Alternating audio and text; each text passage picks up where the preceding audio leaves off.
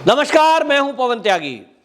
Ukraine और रूस में भयंकर युद्ध छिड़ा हुआ है और इस युद्ध के बीच भारत के छात्र यूक्रेन में फंसे हुए हैं, जिनको निकालने के लिए मोदी की निगरानी में एक हाई लेवल मीटिंग के बाद यह तय हुआ कि युद्ध स्तर पर भारतीयों को वहां से निकाला जाएगा। इसको लेकर आपको बताएं, 4 मंत्रियों को, जी हां, 4 केंद्रीय मंत्रियों को मोदी जी ने यह ड्यूटी लगाई है कि वो वहां मौके पर जाकर छात्रों की मदद करें और जो हमारी एम्बेसी है उसके जरिए उन छात्रों को सुरक्षित इस युद्ध के समय में निकाल करके भारत में लाएं। इसके लिए आपको बता दें, ऑपरेशन गंगा के तहत अब 20,000 यूक्रेन में फंसे हुए छात्रों को निकाल करके लाना भारत सरकार के लिए एक चुनौती है। लेकिन मोदी जी के बारे में जैसा कहा जाता है कि मोदी है तो मुमकिन है, ये वर्ड यूक्रेन में फंसा हुआ हर छात्र बोल रहा है और वो बड़े कॉन्फिडेंस से ये बात बोल रहे हैं कि हमें मोदी सरकार पर पूरा भरोसा है, क्योंकि सरकार ने इस तरह के रेस्क्यू ऑपरेशन अब से पहले भी किए हैं। चाहे वो अफगानिस्तान के अंदर जब युद्ध हुआ था, तालिबानियों ने जब कब्जा किया था, उस समय भी मोदी सरकार किस तरह से अपने नागरिकों को निकाल कर लाई थी।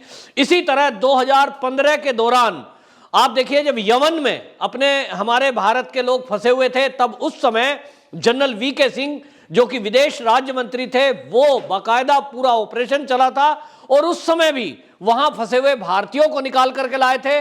लेकिन आज जो 20,000 का आंकड़ा है, ये संख्या बहुत बड़ी है और इसीलिए ये युद्ध स्तर पर तैयारी की गई इसकी, और 20,000 छात्रों को निकाल पाना, जबकि हवाई मार्ग पूरी तरह से यूक्रेन में बंद कर दिया गया है। आए दिन टेंशन हो रही है, चारों तरफ से मिसाइल और गोले चल रहे हैं। ऐसे में जब हवाई मार्ग बंद कर दिया गया हो, ऐसे में छात्रों को पहले सड़क मार्ग से उनको यूक्रेन का बॉर्डर पार कराना है और जो बॉर्डर लगे हुए देश हैं उनसे फ्लाइट के जरिए भारत में लाना। आपको यहां यह भी बता दें कि जितने भी देश के लोग वहां यूक्रेन के अंदर फंसे हुए हैं, चाहे वो अमेरिका हो, चाहे जापान हो, कोई भी हो, वो सब अपने नागरिकों को इसी तरह से निकाल के ला रहा है। ऐसी स्थिति में जो पड़ोसी देश हैं उनके हवाई अड्डों पर ट्रैफिक कंजेक्शन हो गया है, जिसकी वजह से चाहते हुए भी भारत सरकार एक दिन में 1 से अधिक फ्लाइट नहीं निकाल सकती और उसके लिए टाइम लेना पड़ता है और बड़ा भारी खर्चा होता है। यहां यह भी आपको बता दूं कि भारत सरकार ने ये जो ऑपरेशन गंगा चलाया है, इसके तहत यह तय किया गया है कि जो छात्र वहां से ये भारत सरकार निकाल के लाएगी, उनसे 1 भी रुपया किराया नहीं लिया जाएगा। यहां आपको यह भी बता दूं कि ऐसे समय में जब युद्ध की घोषणा होने से कुछ दिन पहले हालात वहां तनावपूर्ण थे, उस समय जो एयरलाइंस रूटीन में यूक्रेन से भारत आती हैं, उनमें किराया 50 से 80 हजार रुपए था। यानी इसका मतलब यह हुआ कि 20,000 छात्रों को निकालने के लिए भारत सरकार जो कोशिश कर रही है, पर छात्र उसमें लगभग 80 हजार रुपया खर्चा गवर्नमेंट करेगी। यह बहुत बड़ी राशि है, यह बहुत बड़ा एक बजट उन यात्रियों पर खर्च होगा, उन छात्रों पर खर्च होगा। और यहां आप यह भी ध्यान में रखें कि ये जो छात्र हैं, ये MBBS करने के लिए ज्यादातर छात्र वहां गए हैं, कुछ इंजीनियरिंग करने के लिए गए हैं और मोटे पैसे देकर, मोटी फीस देकर ये वहां पढ़ने गए हैं। इनमें से कोई भी गरीब परिवार का बच्चा नहीं है, अपने में सक्षम है, तभी वहां 50-50 लाख रुपए देकर फीस इन्होंने एडमिशन पाया है। उसके बावजूद भी सरकार ने मुसीबत की इस घड़ी में यह तय किया और इसलिए यह तय किया है कि जो पड़ोसी देश हैं उनके जरिए इनको लाया जाएगा। और अभी तक 1500 छात्रों को बचाया जा चुका है।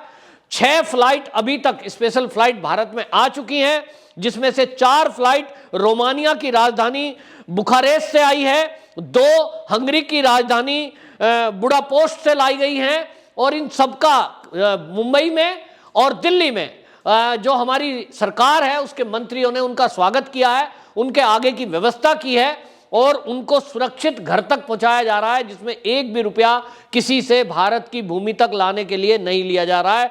यह बहुत बड़ा एक बजट मोदी सरकार ने उन छात्रों के लिए रखा है। लेकिन संख्या क्योंकि 20,000 है और फ्लाइट में एक बार में 250 से अधिक छात्र नहीं आ सकते, लंबी दूरी है, मामला तनावपूर्ण है, युद्ध का टाइम है, लेकिन मोदी सरकार की कुशल नीति, विदेश नीति और जो विदेशों से संबंध बनाकर मोदी जी ने रखे हैं, तो वो जैसा मैंने कहा, अफगानिस्तान में तालिबानियों से बात करके उस समय तालिबानियों को इस बात के लिए तैयार किया था कि हमारे लोग किस तरह से सुरक्षित आप निकलने दें।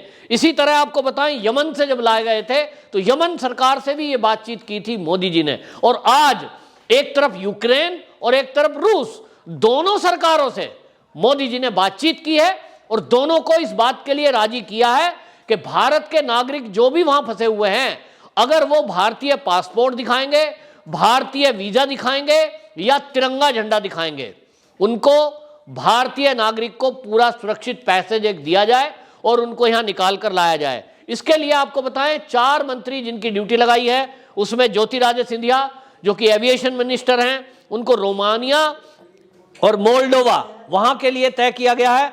किरण रिजिजू जो कि केंद्रीय मंत्री हैं, उनको स्लोवाक में भेजा गया है। हरदीप पुरी उनको हंगरी भेजा गया है। और जनरल वीके सिंह जो कैबिनेट में राज्य मंत्री हैं, उनको पोलैंड भेजा गया है। और जनरल वीके सिंह वो व्यक्ति हैं जिन्होंने इस तरह के रेस्क्यू ऑपरेशन पहले भी किए हैं, क्योंकि सेना में वो जनरल रहे हैं। उनको युद्ध के दौरान किस तरह से लोगों को बचाया जाता है, किस तरह से मदद की जाती है, इसका अच्छा खासा अनुभव है। और सेना के रिटायर्ड जनरल होने के कारण वो सेना के लोगों से तालमेल बिठाना और बातचीत में उनका एक सम्मान है। क्योंकि आप देखिए, जब सेना का जनरल रहता है किसी भी देश का, वो आसपास के जो मित्र देश हमारे हैं उनके सेना के जनरल से बाकायदा उनकी बातचीत होती रहती है। कई बार ट्रेनिंग लेने के लिए एक दूसरे देश में जाते हैं, कई बार व्यक्तिगत संबंध भी बन जाते हैं। तो जनरल वीके सिंह जो कि केंद्रीय मंत्री हैं, उनकी ये विशेषता है कि उन्होंने जनरल रहते हुए, जिस तरह से हमारे जो शहीद विपिन रावत जी थे सीडीएस, उनके भी संबंध दुनिया के कई देशों के जनरलों से थे, इसी तरह जनरल वीके सिंह जी के भी संबंध जो दुनिया के मित्र देश हैं हमारे, उनके सेना के जनरलों से उनकी जो मुलाकात है वो पहले से भी रही है। और इसी कारण से आपको बताएं, जनरल वीके सिंह को इस टीम में नियुक्त किया गया है मोदी जी के द्वारा। और इस पूरे ऑपरेशन की निगरानी मोदी जी स्वयं कर रहे हैं। संख्या क्योंकि 20,000 है, ऐसा अभी तक कोई जहाज नहीं बना जिसमें 250 पौने 300 से ज्यादा यात्रियों को एक बार में निकाल के लाया जा सके। इसलिए छात्रों को धैर्य रखने के लिए कहा गया है सरकार की तरफ से। लेकिन यहां कुछ फेक वीडियोस के जरिए मोदी सरकार को बदनाम करने की कोशिश की जा रही है। कुछ पुराने वीडियोस डाल डालकर लोग कह रहे हैं कि हम तो फंसे हुए हैं, इस तरह की बातें हो रही है। लेकिन यहां एक बात गौर करने की यह है कि अभी तक भारत के 1500 छात्रों को रेस्क्यू करके लाया जा चुका है, 1 रुपया उनका खर्च नहीं हुआ है और वो सुरक्षित यहां आए हैं तो मोदी जी का गुणगान कर रहे हैं। और एक नारा भारत माता की जय सबके मुंह पर है, वहीं दूसरी तरफ वो कहते हैं मोदी जी थे तो मुमकिन हुआ। और ये जो बात है ये विश्वास जगाती है भारतीयों में।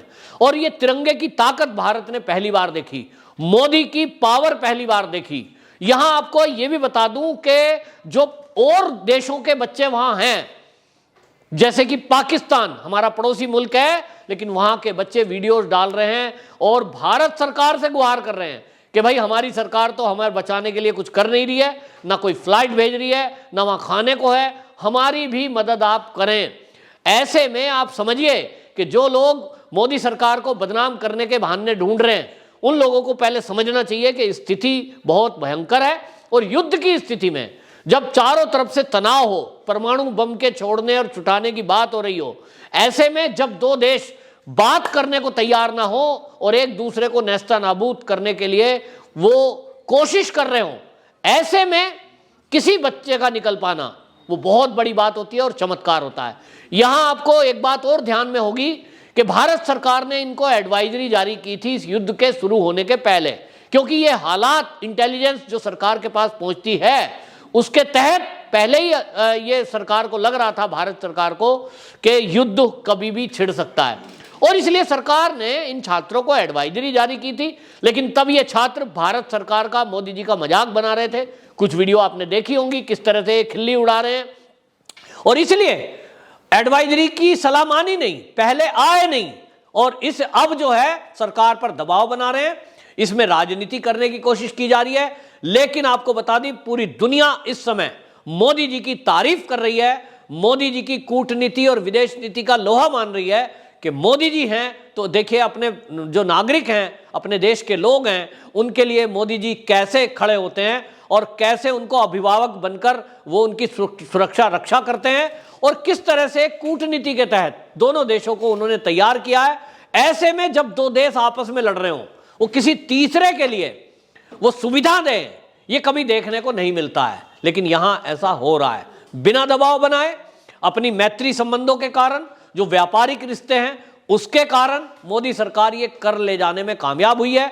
अगले कुछ दिनों में ये जो फ्लाइट है इसकी संख्या बढ़ाई जा सकती है, लेकिन जैसा मैंने पहले कहा कि अमेरिका समेत दुनिया के कई देशों के बच्चे वहां हैं, कुछ नौकरी करने के लिए वहां जाते हैं, क्योंकि बड़ा देश है यूक्रेन, और वहां से लाखों की संख्या में यूक्रेन के खुद के निवासी भी पड़ोसी देशों में जाकर शरण ले रहे हैं और वहां से अपने कहीं आसपास के देशों में जाने की कोशिश में है। ऐसे में आसपास के जो देश हैं वो छोटे देश हैं और उनकी जो हवाई अड्डा है वो भी छोटा है, तो ये समझा जा रहा है कि किस तरह का कंजेशन वहां है। तो धैर्य रखना होगा, ये यकीन रखना होगा कि भारत सरकार है तो उनकी हर संभव मदद करेगी और उनको सुरक्षित निकाल पाने में सफल जरूर होगी। ये विश्वास हमें सरकार पे करना होगा। वंदे मातरम।